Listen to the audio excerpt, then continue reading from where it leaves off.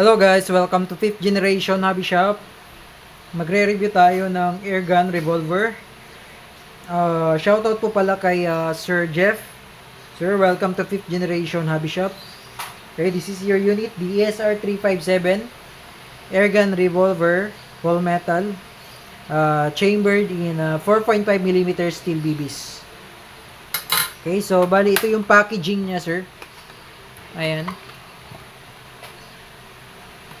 Ngayon, sisirain natin yung sealed dahil itetest po natin. Okay, bubuksan ko na, sir, ha.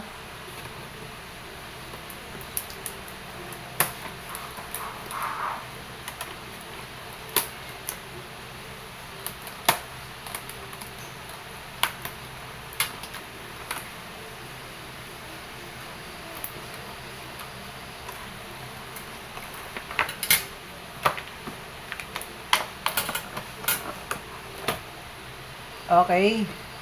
So, naka-indicate po sa box up to 450 feet per second. Yung EPS niya. This one is chambered in 4.5mm steel BBs. SR357. Ayan. Ayan yung sight. Red. Adjustable yung rear, up and down, and left and right. Or yung elevation and the windage. Single and double action pistol. Meron siyang safety. Ayan, naka-save siya ngayon. Then, pag i-open mo siya, sir, push mo lang forward, then tulak mo lang yung bola or yung cylinder niya. 6 shots. Safe. Okay. Open. Forward, then tulak mo lang yung bola. Okay.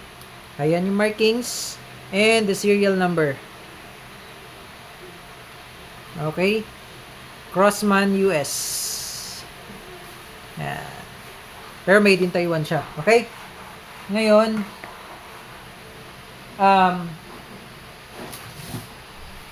ito yung kanyang bala. So, sa mga hindi po nakakaalam, ito po yung kanyang bala. This one is 4.5mm diameter in size. So, mas maliit po siya sa airsoft BBs. This one is an airgun BBs or steel BBs.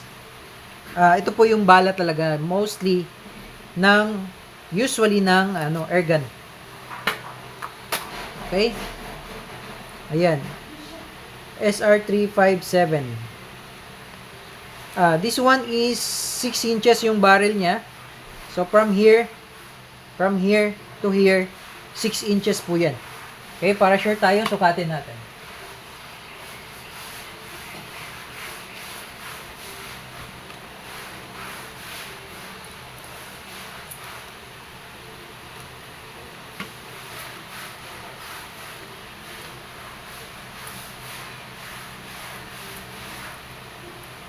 Okay, ayan po. 6 inches po. Okay? Yan. 6. Okay? So, 6 inches barrel. Mahaba talaga siya. And very accurate.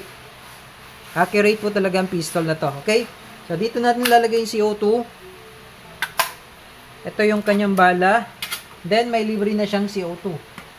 Okay? So, lagyan na natin ng CO2.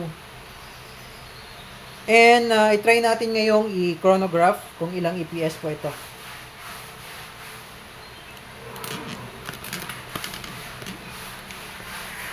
Okay. So, maglalagay tayo ng CO2. But before ka maglagay, sir, ng CO2, lagyan mo siya ng silicone oil. Ito, patakan mo to.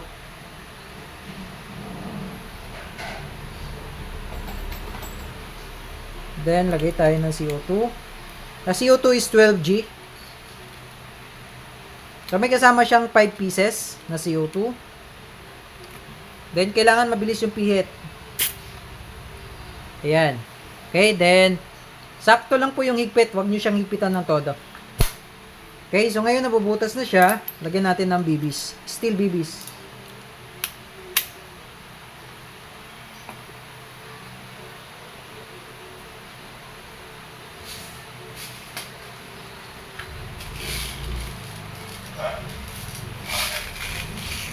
So, bali ito po yung kanyang bala. 4.5mm po ang diameter niyan. Steel BBs po yan. Okay? Dito po yan ilalagay. 6 shots.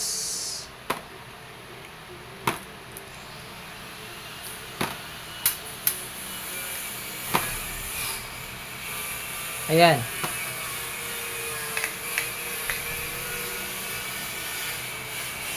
Insert natin.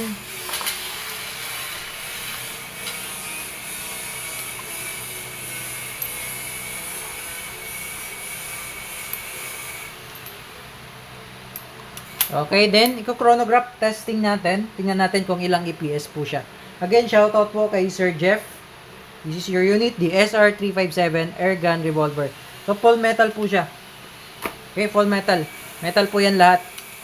Okay? Ito lang yung plastic dyan, yung cover. The rest, metal. Pati yung mga internals niyan, metal din. Ayan, full metal. So, i-chronograph testing natin. Okay, Sir Jeff.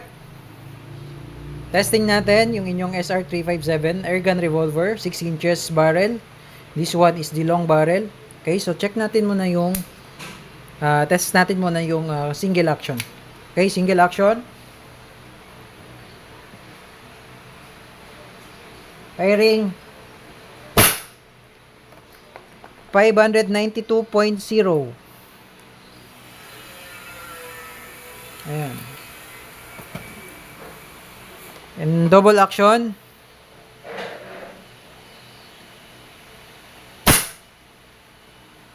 Okay, error. Double action again. 523.1. Okay. Single action. One more. 683.2. So, mas malakas siya pag single action. Okay. Then, test natin siya sa bote. Tingnan natin kung mababasag. Okay, Sir Jeff. Testing natin yung inyong unit. So, meron tayong dalawang bote dyan na susubukan. Okay. So, single action muna. Firing. Okay. So, talagang basag. Single action. Firing. Okay. 2 shots. Ngayon, sa double action naman tayo. Firing.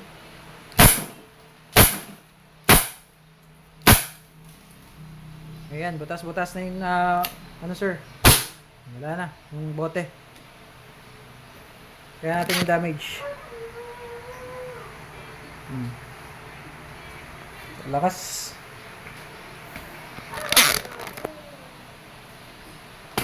Ay, sorry. Okay, Sir Jeff, okay na po ang inyong unit. Airgun Revolver SR357 CO2 powered, chambered in 4.5mm steel BBs. Kung may question po, message lang sa aming Facebook page, 5th Generation Hobby Shop. Thank you sir and have a nice day.